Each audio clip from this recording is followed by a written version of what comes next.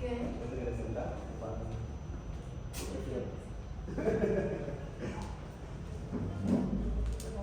Depende de cómo...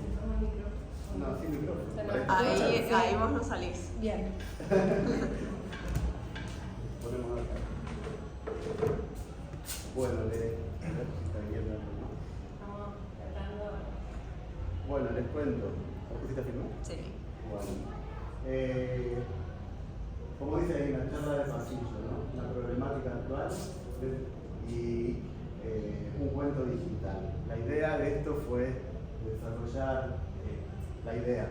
Esto parte de que trabajamos juntos con Alexandra en el mismo lugar y a veces nos encontramos a charlar un rato y bueno, yo le comenté algunas cosas que estaban pasando con internet y esas situaciones desencadenaron la idea de Alexandra de transformarlo en un cuento.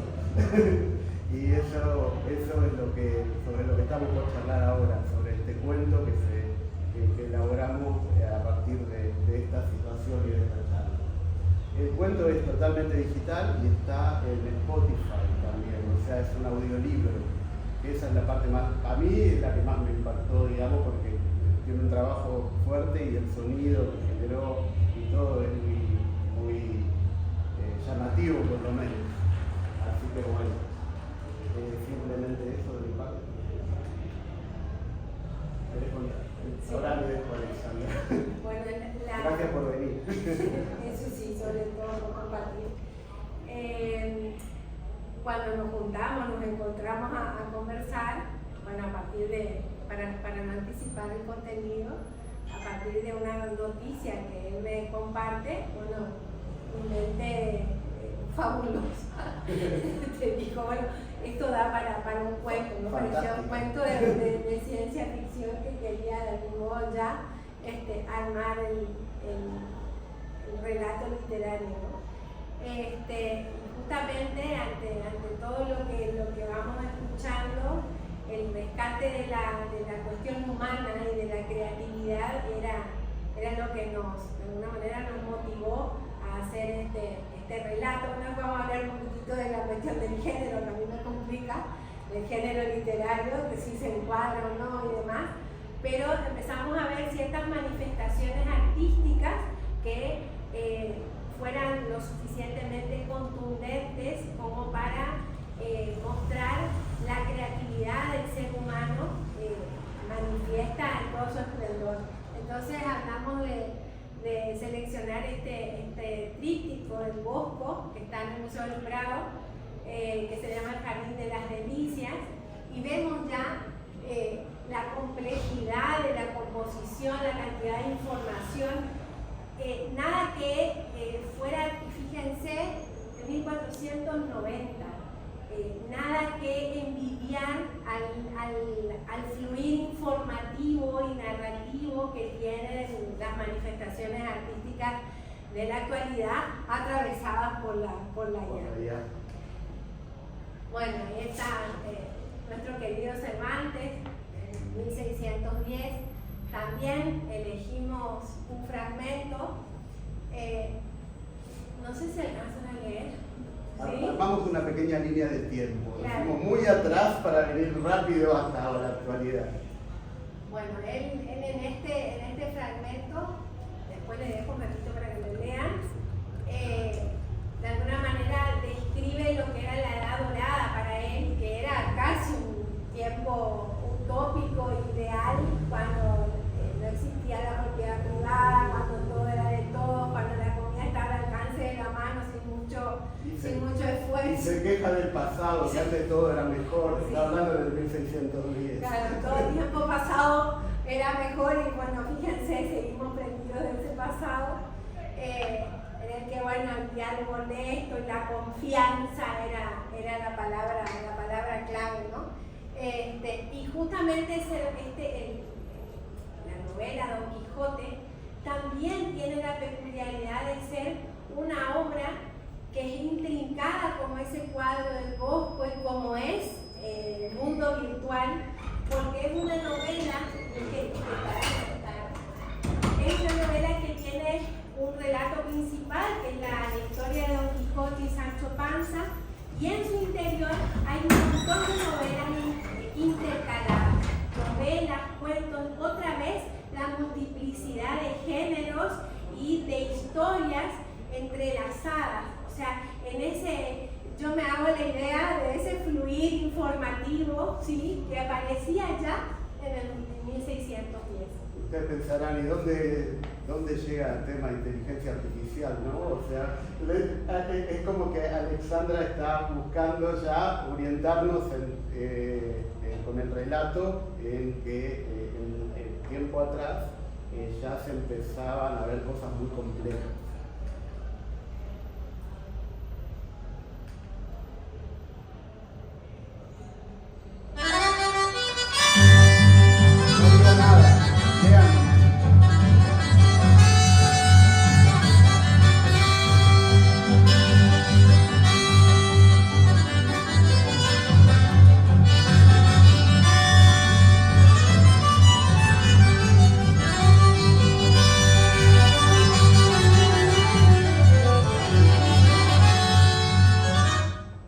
Simplemente hasta ahí.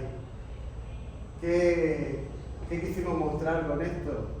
Llegado a 1940, volver a destacar la humanidad. Eso que acaban de escuchar es humanidad pura. O sea, es algo hecho pura y exclusivamente por humanos. No había máquinas, no existía algo que nos pueda reemplazar en alguna de esas partes. Era todo realmente hecho humanamente. Y después de eso, venimos destacando lo humano, ¿no? Lo humano en el 1600, en el 1800, y ahora llegamos al 2025 y aparecen situaciones raras como esto, que aparece la película Misión Imposible, con este conflicto donde en la película está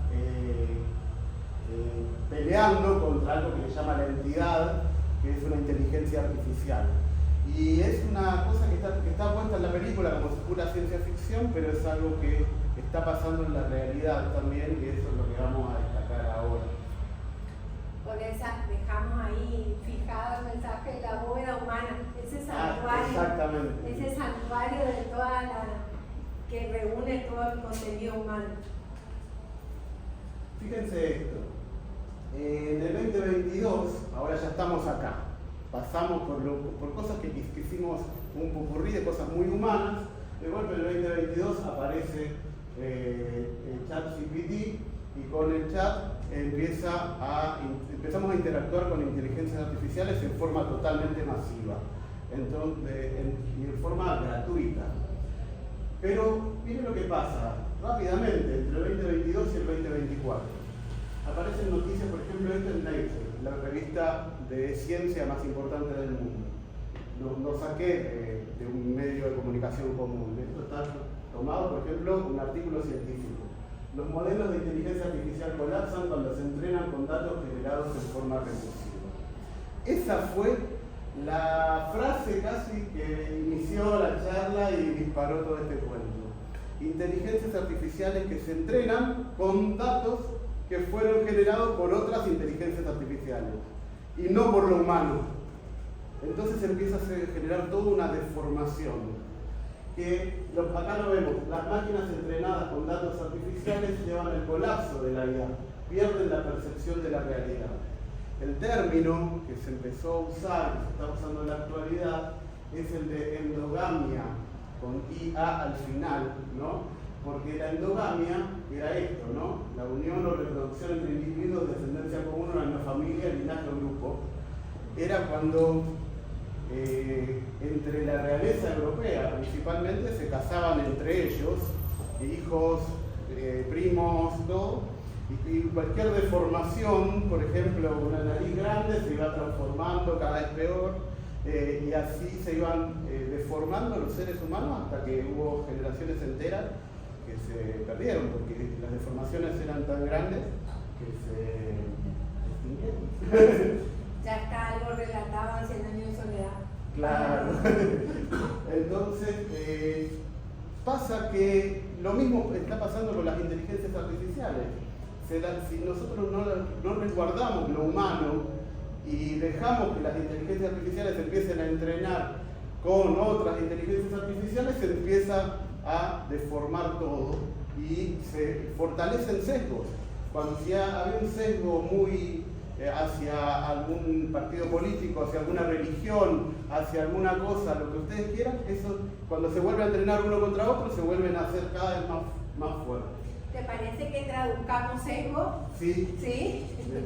Yo desde mi humilde lugar, porque esa parte no manejo prácticamente, pero trataba de entender que esto del sesgo y es la ideología, la creencia que está por debajo, que de alguna manera van reciclándose hasta que al leer un texto nosotros encontramos multiplicidad de voces y de posiciones ideológicas que entran en coalición y que ya no sabemos quién opina qué. Exactamente. Entonces, ¿qué hicimos? Creemos que al día de hoy es importante resguardar lo humano, porque la inteligencia artificial, entrenándose con datos de otras inteligencias artificiales, empieza a generar grandes deformaciones. Entonces, acá Ale trabajó un montón esta parte de buscar la mirada lingüística, ¿no? O sea, el libro, el cuento, los nombra a todos estos grandes personajes que son los que determinan, por explicarlo vos. Sí, más que nada, cada vez que hablábamos con Diego de la inteligencia artificial, y yo desde mi humilde lugar otra vez, asociaba cada vez que uno pone en un buscador una palabra, ese predictivo, yo decía, se asocia demasiado a lo que Saussure ya en 1890 hablaba de que el lenguaje existe virtualmente en toda una comunidad lingüística y que todo lo que constituye una lengua está como un pedacito del sistema de la lengua en cada uno de los cerebros de los hablantes. Y que el hablante cada vez que quiere decir algo busca en este sistema virtual que tiene como un chip en su cerebro, así como el predictivo. Entonces yo decía, ¿quién estuvo primero? No. Está imitando el pensamiento humano que procesa de esa manera lo que Saussure llamaba relaciones paradigmáticas. Nosotros lo llamamos las redes neuronales, ahora dentro de la inteligencia artificial. Y bueno, y el rescate de Chomsky y de Humboldt, porque Chomsky, otro lingüista actual, retoma los postulados de Humboldt, no el antropólogo naturalista, sino era filósofo y sociólogo y demás. Él hablaba del aspecto creador del uso del lenguaje, que el ser humano jamás puede dejar de crear a partir de la lengua, porque el alma, digamos, del ser humano se traduce a través de la lengua. Y Chomsky, justamente a propósito de eso, decía, nosotros tenemos un conjunto de elementos finitos, yo siempre lo comparo con una caja de bloques como la de los Legos, y con ese conjunto de elementos finitos podemos hacer infinitos enunciados basados en un montón de reglas que también están acordadas. Así procesa la inteligencia artificial. Tal cual. Y esto lo sumamos a todas las redes sociales y todas las formas que tenemos de recolectar material hoy en día, que termina en el entrenamiento de las redes neuronales estas que hacen a la inteligencia artificial. Como por ejemplo la famosa frase de Chomsky, las redes sociales dan voz a legiones de idiotas. ¿No, Javier? Bueno, entonces, a partir de ese contexto, de eso que venimos definiendo, sale la idea del cuento, de hacer un cuento digital, de hacer el audiolibro, que trata sobre la epopeya de la preservación de la esencia humana ante esto que es la llegada de la era digital. Y la idea es, como dice ahí, explorar la preservación de la esencia humana directamente. Guardianes, en la ciudad de Corrientes, Argentina, mientras contemplaban el hermoso atardecer sobre el río Paraná, un grupo de jóvenes profesionales recibe el monumental encargo de resguardar el alma humana ante la llegada de la inteligencia artificial. Un cuento de Diego F. Craig con ideas y aportes de Alexandra Rey. Elaborado en Corrientes, Argentina, en el año 2024. En el umbral umbral del crepúsculo digital. Yo lo puse y me encanta que suene así, porque creo que fue un trabajo de mucho tiempo hacer el audiolibro y se usaron muchos recursos y está bueno escucharlo. Dura 40 minutos, yo digo, es para escuchar mientras haces una caminata por la costanera y escuchás el libro entero, el cuento entero. Y empieza así el libro, les muestro cómo comienza el cuento. En el umbral del crepúsculo digital. A principios de marzo de 2022, la Universidad de las Ciencias, con sus columnas blancas que servían como guardianes del saber ancestral, había vaticinado un futuro en el que el contenido de Internet ya no sería solo humano, sino una mezcla inextricable de pensamiento y algoritmo. El profesor Esteban Moustakás, erudito en las artes de la predicción matemática, fue el primero en plantear la inquietante teoría. Él afirmaba con voz pausada y mirada penetrante: la inteligencia artificial generativa transformará la realidad en un océano de creaciones autónomas, donde distinguir lo humano de lo artificial será imposible. Paralelamente y sin conocerse con el profesor y esa universidad, en un rincón modesto de la ciudad de Corrientes, Argentina, la empresa Retrovista, dirigida por la joven y brillante Dania Sherald, trabajaba en investigación y desarrollo sobre preservación de datos. Lo dejo ahí, porque si no les voy a hacer escuchar todo el cuento. A mí me encanta escucharlo de vuelta. y aparece, bueno, el profesor, empiezan los personajes, ¿no? Acá, como bien dice, como escucharon recién, la Universidad de las Ciencias, con el profesor, que es quien detecta esta problemática que veníamos diciendo de entrenamiento recursivo de inteligencia artificial con otras inteligencias artificiales, y sale a buscar en el mundo quienes se ocupan de preservación de datos, y no encuentra a nadie específico, y encuentra en un rincón en la provincia de Corrientes un grupito de chicos, esto es todo el cuento ya, ¿no? Un grupo de chicos, de profesionales que estaban realmente investigando sobre eso.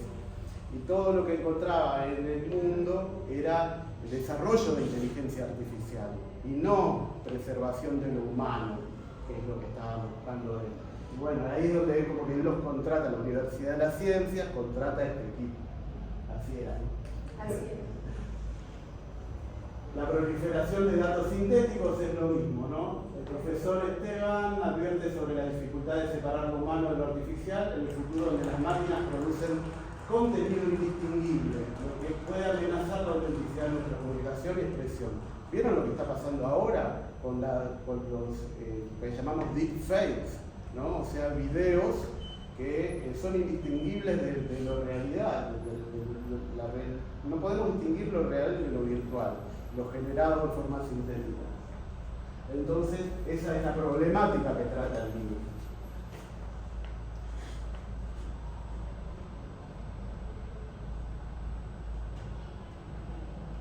Acá, bueno, ya tiene su logo, ya tiene su imagen, Retrovista aparece como protagonista del libro. Y estos son los personajes. Dania, que es como la líder del equipo. La líder del equipo que es la que coordina y está en contacto con el profesor para avanzar en el desarrollo del proyecto. ¿El proyecto cuál es? Resguardar todo el contenido humano de Internet a noviembre del 2022. Ahora vamos a ver la línea de tiempo, que es cuando sale ChatGPT. Claro, en Misión Imposible esto ya estaba resuelto. Nosotros acá lo pensamos mucho antes, nos copiaron. Entonces, buenas tardes. ¿Qué tal la mejor parte? Ay, perdón. Y entonces esa es la función de Dani, ¿no? Después por otro lado lo tenemos a Patricio. En el libro lo define muy bien el cuento como un ingeniero especialista en ciencia de datos, pero con mucha conciencia de lo que cada dato representa. Que un dato en Internet, un dato en las redes, no es solo un dato, representa la imagen del cumpleaños de 15 de alguien, representa la selfie de alguien, representa una tesis de alguien, representa algo de alguna persona. Y esa es la conciencia que quisimos destacar en el libro en cuanto a este personaje, ¿no? Hasta ahora tenemos 3 personajes: el profesor, Tania, que es la coordinadora, y Patricio, que es el ingeniero. Y acá tenemos a la Alexandra del cuento. Verónica trabaja incansablemente para garantizar que no se pierda nada en la digitalización, preservando la riqueza cultural que cada dato representa.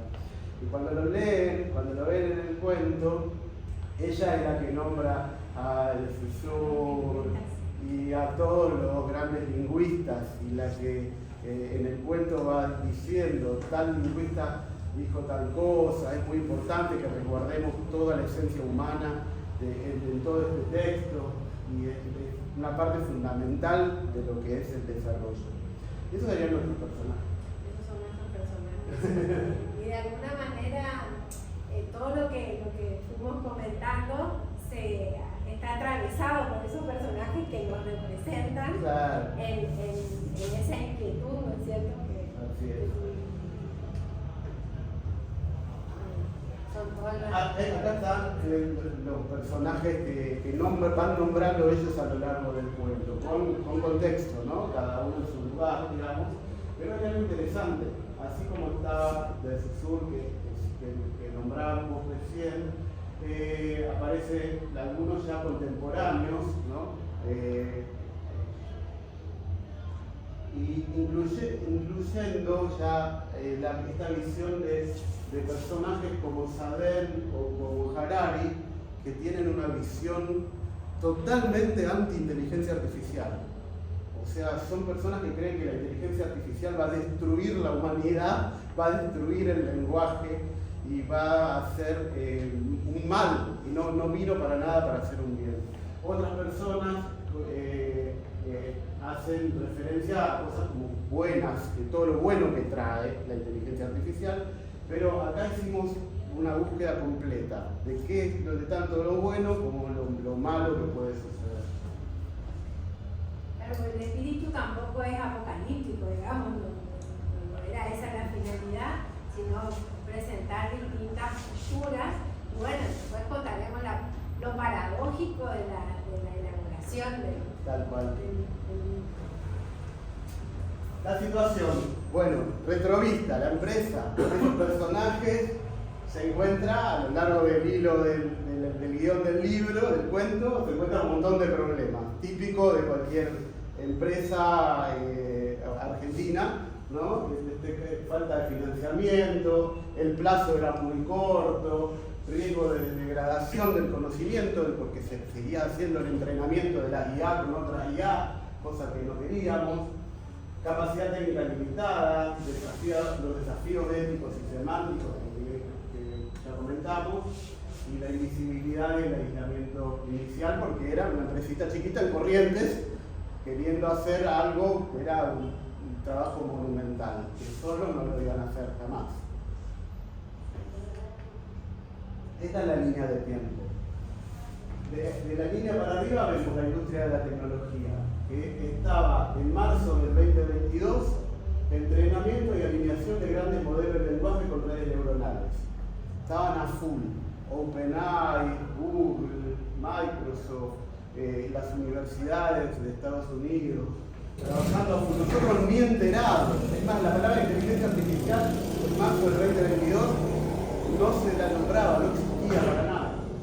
A medida que iba pasando el tiempo se llegó en noviembre, exactamente el 30 de noviembre, a la publicación libre y gratuita para el uso masivo de la comunidad internacional. ¿De qué?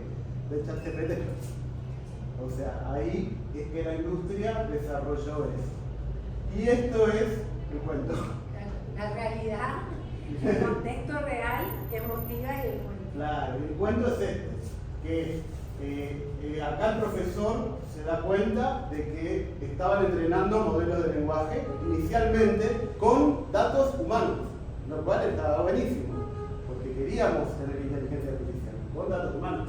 El problema es que se dio cuenta que después de noviembre, al largarlo al mundo, al ChatGPT, todo el mundo lo iba a empezar a usar. Entonces yo iba a decir, escribí este poema, y la típica, no lo escribiste, o lo escribió al ChatGPT, resolví este trabajo práctico de la facultad, de la escuela. No lo hiciste vos, lo hizo el ChatGPT, pero quedó en un blog, quedó en un campus virtual, quedó en un aula virtual, y es origen de un reentrenamiento. Entonces, pero hasta acá no pasaba. Hasta noviembre no había nadie haciendo cosas con ChatGPT por el simple hecho de que no existía. Solo lo estaban usando los ingenieros que lo conocían, trabajando allá en la Universidad de Stanford, en el MIT. Entonces, acá el profesor los contrata y los chicos de Retrovista inician con las actividades de análisis y resguardo.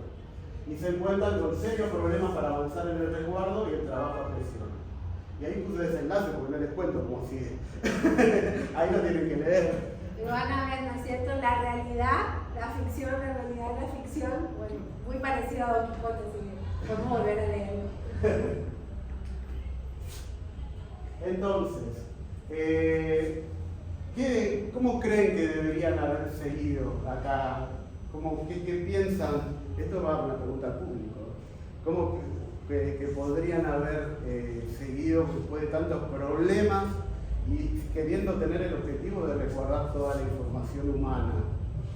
Pero ¿qué estrategias desde el lugar de cada uno de nosotros podríamos empezar a implementar, a aplicar para resguardar el contenido humano? ¿Sí? A ver, ¿qué se les ocurre? Sobre todo a los más jóvenes. Yo tengo mucho contenido humano en mi Google Fotos. De las fotos de mis hijas bebés, de cantidad de fotos que yo sé que no son inteligencia artificial. Hay que escribir. Escribir es una, por supuesto. Escribir con nuestra cabeza y sin ChatGPT. Exactamente. Que ahí viene algo, ¿no? Que nosotros no queremos hacer, como decía, una apología de lo humano extrema, digamos. O sea, sí, por supuesto estamos a favor de lo humano por sobre las máquinas. Pero por lo menos mi visión es que lo humano más una inteligencia artificial es lo que estamos llegando ahora. Un humano muy conocedor de su disciplina, que sabe mucho de un determinado tema, si le sumás después el acceso a una inteligencia artificial, lo transformás en un superhumano, ¿no? Un médico, un ingeniero, un comerciante, lo que sea, esa es la visión. Bueno, a ver, ¿Y alguna otra? ¿Hay alguna manera de identificar para que la inteligencia artificial no se reescriba a sí misma, digamos? No. ¿Cómo puede identificarlo para que no pase? Claro, ese es el tema, porque ahí y ese es el objetivo del cuento, porque claramente nos estamos dando cuenta que es indistinguible. Entonces vos te encontrás hoy en día en los medios de comunicación, está todos los días un deepfake político nuevo, y ahora que hay elecciones, peor. Sí. Lo escuchás a cualquier político hablar cualquier cosa y te podés quedar analizando a ver si es real o no real, si fue recortado o no fue recortado, un montón de cosas. Entonces, muchos intentos de poner etiquetas, por ejemplo, etiquetar contenido de comunidad, pero yo creo que le están dando el gusto a las empresas que lo reclaman, a las organizaciones que lo reclaman, ¿no? Una organización de derechos de autor reclama que todo el contenido de comunidad tenga una etiqueta. Entonces los que hacen cosas le ponen la etiqueta. Pero la etiqueta esa después se recorta en otra parte o está oculta y Más la usa cualquier usuario. Tal cual. Por eso es indistinguible. O sea, hoy en día, como humanos, al nivel que están las inteligencias artificiales, estamos en un punto donde no tenemos ya la capacidad. Es raro, porque todo esto lo estaba diciendo hace un par de meses o un poquito más, de como que en el futuro no nos vamos a dar cuenta. Esto, siempre lo veo a Javier porque anda en las mismas cosas. Y no nos vamos a dar cuenta que es lo real y lo virtual. Hoy en día ya estamos en ese rápido. ¿Alguna otra idea? Creo yo por ahí que el espíritu crítico es la herramienta a fortalecer como para que no nos invada la inteligencia artificial, cosa que es imposible, ¿no?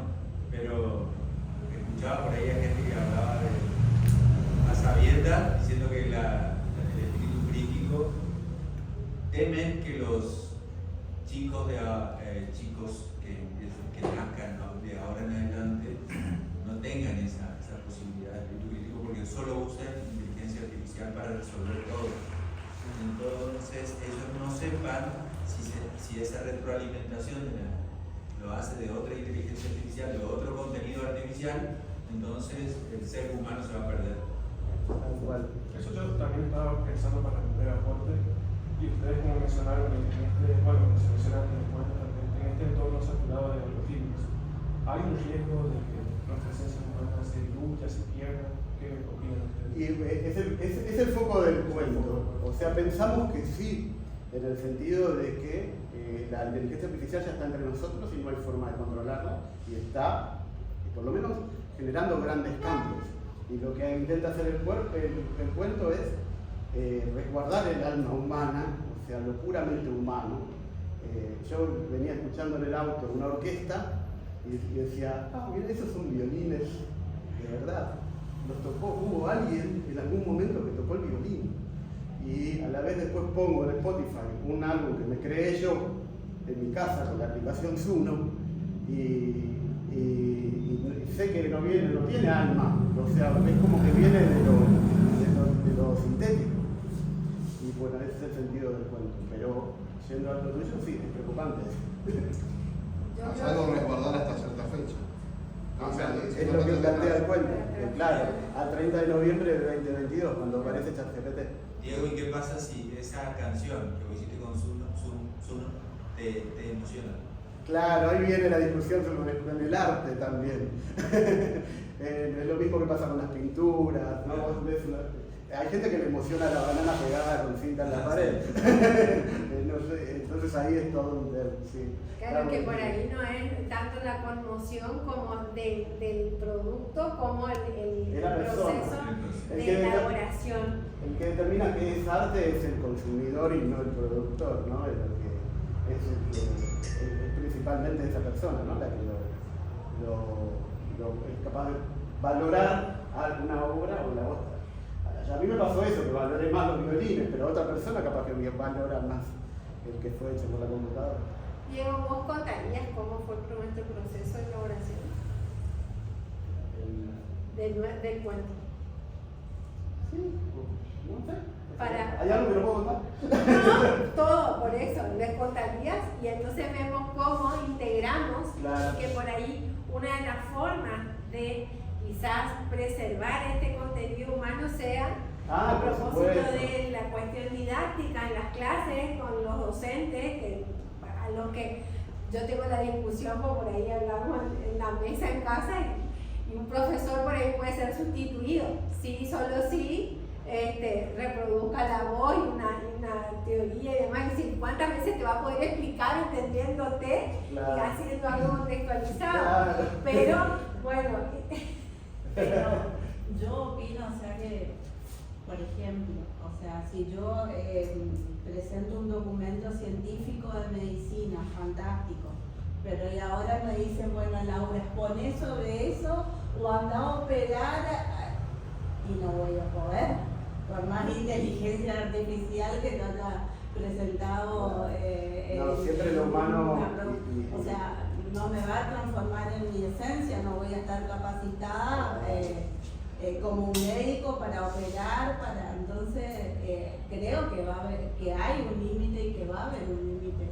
La toma de decisiones, esa es la que yo por ahí me planteo, el tomar la decisión de corto o no corto una vena, cuando por ahí de manera estereotipada en algunos casos se puede hacer, o un alumno tipo, decía yo, no puede, o sea, un docente en inteligencia artificial dando clases, de alguna manera, no va a poder atacar el problema puntual de un estudiante en una realidad concreta como lo hacemos nosotros en ese juego de toma de decisiones. Por allí, bueno.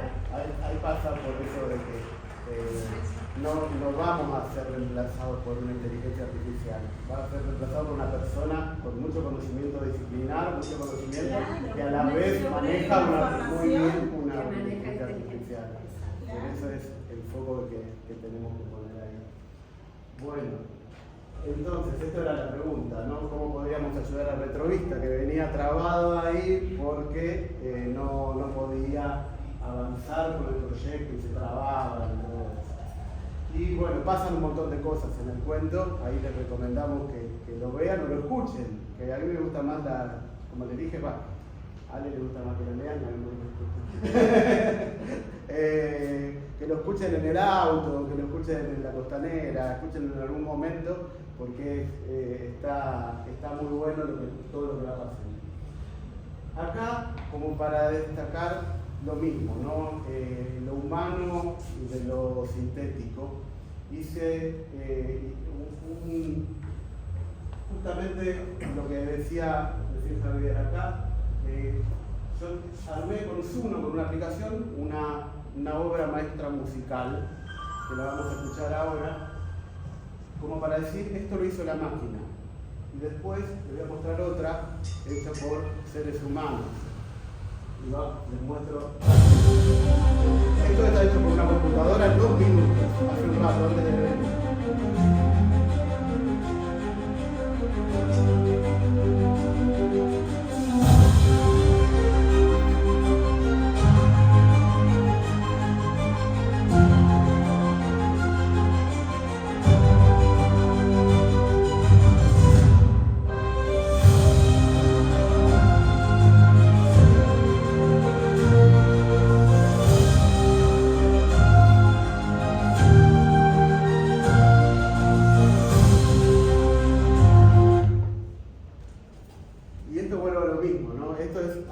Capaz que había algunas personas que eso le genere más interés y más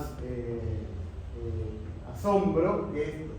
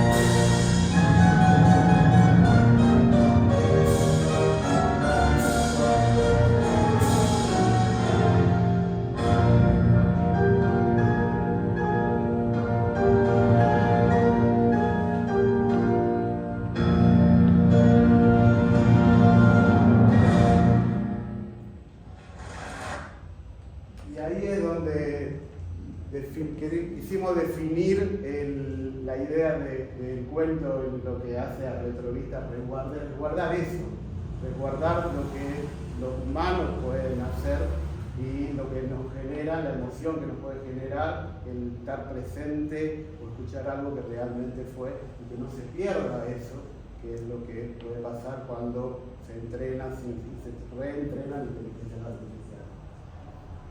Y Ale, acá también otro aporte. No, simple, yo quiero volver, yo fuerzo la cosa.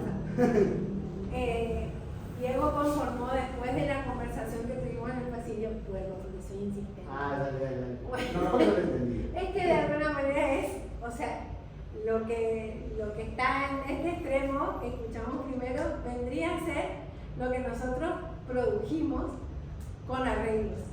Y es de alguna manera nuestra idea de rescate, digamos, del patrimonio humano.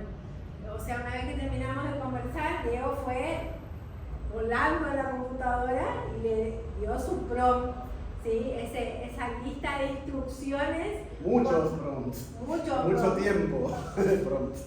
Traducimos prompt. Instrucciones. Lista de instrucciones para que la inteligencia artificial haga lo que nosotros queremos. Y con muchos borradores. Yo voy equiparando con lo que es la producción escrita, ¿sí?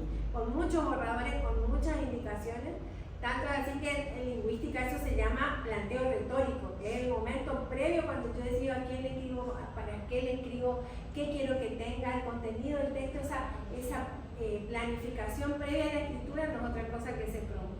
Claro. Y de alguna manera y la inteligencia artificial le devolvió el texto que lo empezamos a compartir.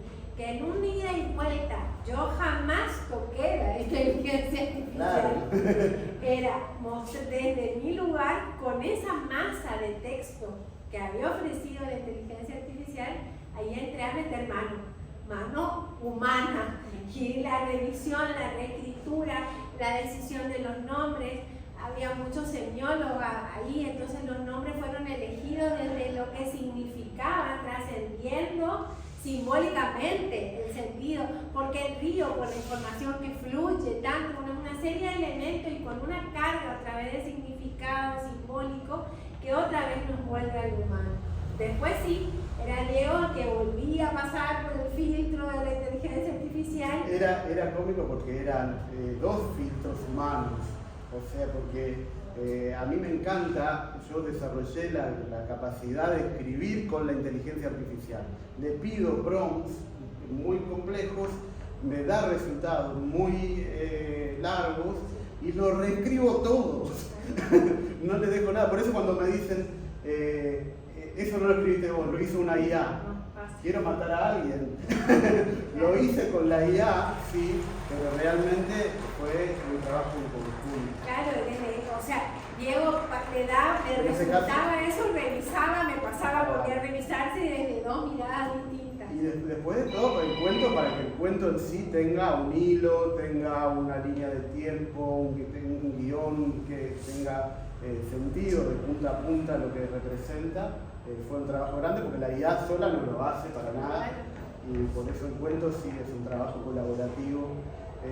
Por eso Alexandra nos dejó ponerle a los autores Diego Craig y Alexandra Rey, porque con ideas y aportes de Alexandra Rey, porque acá el trabajo de estar mucho con la computadora y de vuelta fue mío, pero las ideas, desde la primera del pasillo hasta las incorporaciones después fue de Alexandra. No, pero el trabajo original de Diego. Así es. Y bueno, así que simplemente eso. La idea final es esta, preservar lo humano juntos. Creemos que la convivencia superadora va a ser de humanidad más inteligencia artificial.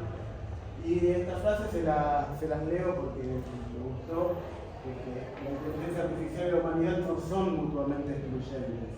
Es posible encontrar un equilibrio donde ambas puedan coexistir, siempre y cuando se priorice y se conserve la ética del desarrollo y el uso de estas tecnologías. La preservación de los valores humanos es esencial para garantizar que la IA sirva como una herramienta para el bienestar, no como un sustituto de la esencia humana. Y ese es el foco de todo el cuento, lograr el resguardo de la esencia humana ante la llegada de estas inteligencias artificiales que se realimentan con datos de otras inteligencias artificiales. Así que bueno, eso es todo, y acá les dejamos el link para descargar el libro, tanto en PDF como el audiolibro en Spotify, y terminamos. Muchas gracias.